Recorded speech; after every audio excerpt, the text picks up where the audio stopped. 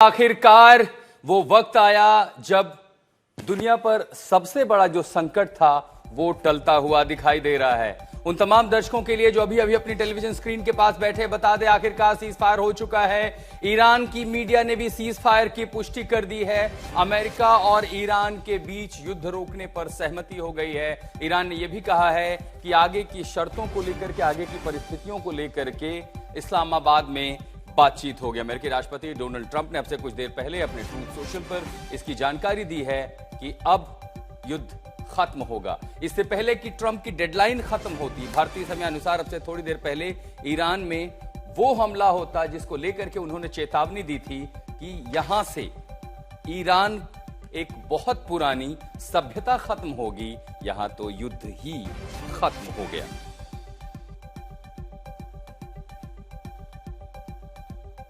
तो हमारे सहयोगी रोहित शर्मा हमारे साथ वाशिंगटन से जुड़े हुए हैं। और वाशिंगटन, रोहित, आज जो खबर लेकर के आया है ना, अब ये समझिए कि जब एक बार सोशल मीडिया पे एक पोस्ट पढ़ा था कि ईरान की मिसाइलें कहीं और जाएं चाहे ना जाएं, दुनिया भर के लोगों के पोर्टफोलियो पर तो लग रही हैं। ये मान के चलूं कि आज सुबह जो ट्रंप ने दिया है उसका असर मेरे पोर्टफोलियो पर दिखाई देगा।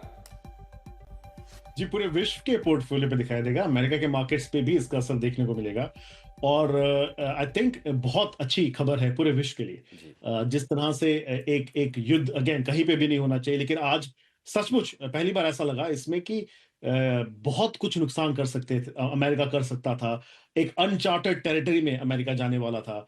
क्या अमेरिका वॉर क्राइम्स कमिट करने वाला था? अमेरिका में हलचल इतनी तेज हो गई थी कि डेमोक्रेट्स कह रहे थे कि राष्ट्रपति ट्रंप को हटा देना चाहिए।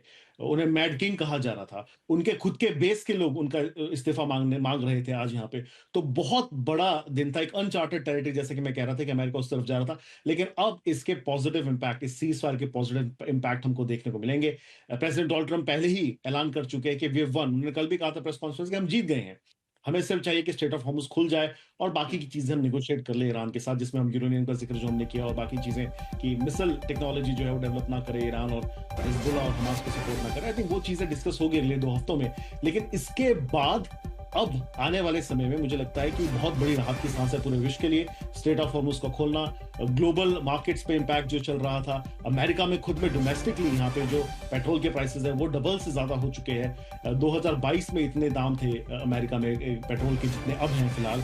तो मुझे लगता है कि ये एक बहुत बड़ी जीत है, और इसका श्रेय प्रेसिडेंट डोनाल्ड ट्रंप दे रहे हैं पाकिस्तान को, क्योंकि उन्होंने वो निगोशिएट कर रहे थे अमेरिका के बिहाफ पे। अगर हम उसको भी हम श्रेय दें तो आई थिंक पूरे देश के लिए, पूरी दुनिया के लिए अच्छा काम हुआ है कि एक सीज फायर अनाउंसमेंट तो हुई है। अब ये देखना होगा कि आने वाले समय में कोई इस तरह की हरकत ईरान ना करे, या ईरान से जुड़े हुए जो गुट हैं वो ना करे, जिससे इसे बिगाड़ा जा सके।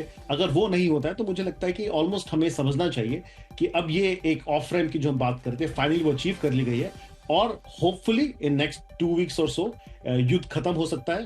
प्रेसिडेंट डोनाल्ड ट्रंप अपने ट्रूप्स को वहां, फोर्सेस को वहां से बुला सकते हैं, और डोमेस्टिक में उनको इलेक्शन भी लड़ना है इस साल, उस पर अपना जो है पूरा ध्यान दे सकते हैं यहाँ पे अमेरिका में।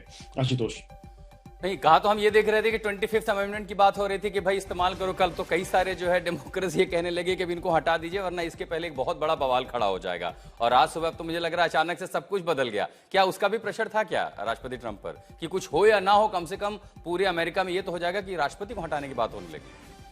देखिए, डेमोक्रेट्स तो ये करेंगे, ये भारतीय पॉलिटिक्स में भी होता है, इस्तीफा मांगते हैं वहां पे जो लीडर्स होते हैं उनका। ये आई थिंक ऑपोजिशन का काम है हर देश में। लेकिन आई थिंक सबसे बड़ा चेतावनी या जो रेड अलार्म हम बोल सकते हैं प्रेसिडेंट डोनाल्ड ट्रंप के लिए, वो ये था कि उनके मागा बेस के जो राइट विंग पॉडकास्टर्स है वो ये कहने लगे थे आज कि वो समर्थन नहीं करते प्रेसिडेंट डोनाल्ड ट्रंप की ट्वीट का, जिसमें उन्होंने कहा था मैं पूरी सिविलाइजेशन जो है उसे खत्म कर दूंगा। आई थिंक वो उनको ज्यादा डिसअपॉइंटिंग लगा होगा, उससे शायद एक दबाव जरूर बना होगा। हालांकि ये भी हम कह सकते हैं कि प्रेसिडेंट डोनाल्ड ट्रंप सुनते किसी की नहीं है, वो करते वही है जो उन्हें करना होता है।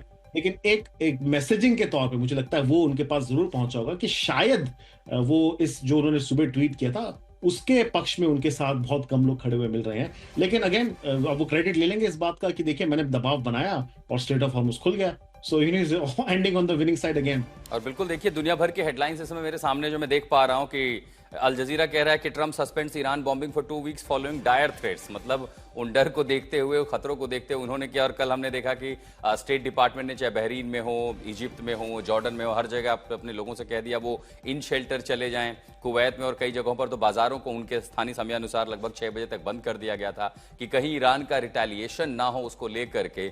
मतलब खाड़ी का जो युद्ध 40 दिनों का था, कहीं वो एक क्षेत्रीय विश्व युद्ध बन करके न रह जाए। और ऊपर से ट्रम्प, कौन जानता था कि वो तैयार। अच्छा रोहित, कुछ पता चल पाया कि वाकई तैयारी थी क्या? अगर मैं देख लूं तो अब से 30 मिनट बाद दरअसल वो डेडलाइन खत्म हो रही है। अब तो चलिए पूरी डेडलाइन की सीमा, सब कुछ खत्म हो गया। क्या तैयारी थी, करने क्या वाले थे ट्रम्प? देखिए, जो डिफेंस एनालिस्ट है और जो जो पेंटागन में काम कर चुके हैं, जब मेरी थोड़ी बहुत उनसे बातचीत हुई थी दिन में, तो उन्होंने कहा था ऑब्वियसली सारी चीजें क्लासिफाइड है, लेकिन उन्होंने ये जरूर कहा था कि ये जो टारगेट्स की प्रेसिडेंट डोनाल्ड ट्रंप बात कर रहे हैं हिट करने की, बहुत पहले से हर कंपाइल की हुई है, हर प्रेसिडेंट के पास ये ऑप्शन था। सिर्फ उस पर एक्शन प्रेसिडेंट डोनाल्ड ट्रंप लेंगे और किस तरह से लेंगे ये निर्धारित नहीं था। और एक बात जो आज कम्युनिकेट की गई थी वो ये थी कि जो भी टारगेट्स प्रेसिडेंट डोनाल्ड ट्रंप को दिए जाएंगे हिट करने के लिए, वो दोनों होंगे, वो मिलिट्री और सिविलियन दोनों होंगे, ताकि अमेरिका के ऊपर कोई प्रश्न चिन्ह ना लगा सके कि अमेरिका ने वॉर क्राइम्स कमिट किए हैं। तो वो एक स्पेसिफिक जो चीज थी, जो रिक्वायरमेंट हम कह सकते हैं या पॉइंट ऑफ डिस्टिंक्शन था, वो क्लैरिफाई कर दिया गया था कि अगर प्रेसिडेंट डोनाल्ड ट्रंप इस तरह का कोई एक्शन लेंगे तो it will be both military and civilian infrastructure, यानी उसके लिए दोनों जो मिलिट्री है और सिविलियन इंफ्रास्ट्रक्चर दोनों उसका अगर यूज कर रहे हैं उसी को टारगेट बनाया जाएगा। और ये प्लानिंग थी। प्रेसिडेंट डोनाल्ड ट्रंप ने कहा था कि 4 घंटे में हम 100 ईयर्स बिहाइंड भेज देंगे, स्टोन एज में भेज देंगे।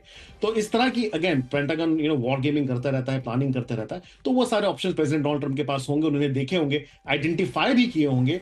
और याद रखिएगा, ये 2 हफ्ते की बात है, उन्होंने कहा मैं सस्पेंड कर रहा हूं बॉम्बिंग।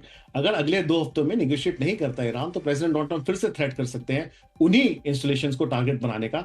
और उससे again will have to wait and watch. लेकिन ये जो इंस्टॉलेशन की हम बात कर रहे हैं, इसकी लिस्ट, पुख्ता लिस्ट प्रेसिडेंट डोनाल्ड ट्रंप के पास जरूर थी। आशुतोष, कर एक बार ट्रूथ सोशल का वो पोस्ट दिखा सकें कि अमेरिकी राष्ट्रपति ने क्या कहा, लेकिन मैं एक बार फिर वो बड़ी खबर बता दें। इस्लामाबाद में बातचीत होगी, आखिरकार दोनों देशों के बीच सीज फायर हो चुका है, द्विपक्षीय युद्ध विराम की घोषणा हो चुकी है। अमेरिकी राष्ट्रपति डोनाल्ड ट्रंप से अपने थोड़ी देर पहले ट्रूथ सोशल पर पोस्ट करके जानकारी दी है। इसका श्रेय उन्होंने पाकिस्तान को दिया है कि कैसे पाकिस्तान के जनरल आसिफ मुनीर और प्रधानमंत्री शहबाज शरीफ ने उनसे फोन पर बात की और उन्होंने इस बात की जानकारी दी कि ईरान अब स्ट्रेट ऑफ हॉर्मुज को, यानी हॉर्मुज जल डमरूमती को तुरंत खोल रहा है, जिसके बाद 2 सप्ताह के लिए, यानी 15 दिनों के लिए सीज फायर का ऐलान किया गया है। और यह भी अमेरिका की ओर से कहा गया है कि अगर इन 15 दिनों के अंदर ईरान बातचीत की टेबल पर आगे सकारात्मक रूप से नहीं बढ़ता है, शर्तों का उल्लंघन करता है, तो बॉम्बिंग जारी रहेगी। फिलहाल अमेरिकी राष्ट्रपति ट्रंप ने ईरान पर हमले के आदेश वापस ले लिए हैं। बातचीत में सीज फायर के प्लान आगे बढ़ाए जाएंगे। और जो जानकारी है कि अब आगे बातचीत इस्लामाबाद में होगी। 10 अप्रैल से इस्लामाबाद में बातचीत